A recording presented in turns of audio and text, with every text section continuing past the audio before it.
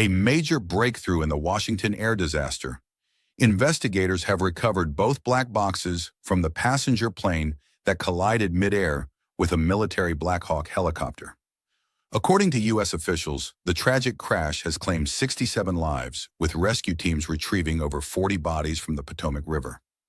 The National Transportation Safety Board, NTSB, has confirmed that both the flight data recorder and cockpit voice recorder have been found, and analysis is underway. Reports indicate that at the time of the crash, air traffic control was understaffed, with only one controller managing both planes and helicopters simultaneously. Meanwhile, President Donald Trump has politicized the disaster, blaming past administrations' diversity and inclusion policies for the tragedy, though no evidence has been provided to support this claim.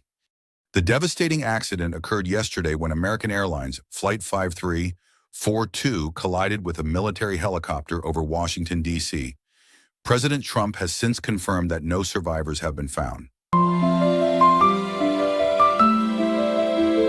110 Palestinian prisoners freed in exchange for 8 Israeli hostages in third phase of ceasefire. In a significant development under the Gaza ceasefire agreement, the third phase of prisoner exchange has been successfully completed. 110 Palestinian prisoners have been released in return for 8 Israeli hostages. Who was released? From Gaza, 3 Israeli hostages, including a female soldier, along with 5 Thai nationals. Palestinian prisoners, 110 individuals, including 30 children. The released Palestinian prisoners have arrived in the occupied West Bank, where their families and supporters welcomed them with emotional celebrations. Heartfelt reunions, tears of joy, and chants filled the air as families embraced their loved ones after years of separation. Some of the released prisoners have also begun returning to Gaza, with emotional videos of their reunions going viral. This exchange marks another crucial moment in the ongoing ceasefire negotiations. However, will this truce hold, or will tensions flare up once again? Stay tuned for more updates. Iran opened to nuclear talks, but on one condition, Iran has signaled its willingness to discuss its nuclear program, but only if Western nations demonstrate serious intent. Foreign Ministry spokesperson Esmail Baghaei stated that Iran has repeatedly expressed readiness for dialogue, but expects the other side to act with sincerity. He also voiced hope that newly elected U.S. President Donald Trump would adopt a realistic approach toward Iran. When asked about the possibility of fresh negotiations, Iran's stance was clear. Its policy will depend on the actions of other parties. However, Tehran has issued a stark warning. If new sanctions are imposed, Iran will not abide by the Non-Proliferation Treaty, NPT, which requires nations to declare and regulate their nuclear stockpiles under international oversight.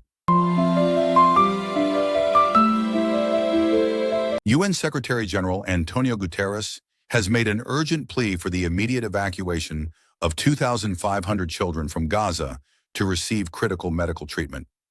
During a recent meeting with medical teams working on the ground, Guterres highlighted the dire situation of these children, many of whom are suffering from injuries caused by the ongoing conflict. He emphasized that these children must not only receive necessary medical care, but should also be able to return to their families once treated, ensuring their safety and well-being. The call comes amid the continued Israeli airstrikes on Gaza, which have resulted in over 47,000 Palestinian martyrs and more than 110,000 injured since October 7, 2023. Among the victims are thousands of innocent children, making it imperative for the international community to step up its efforts to provide humanitarian aid and protect the most vulnerable. The UN's call for urgent action has sparked global attention, as people around the world demand immediate relief for those caught in the conflict.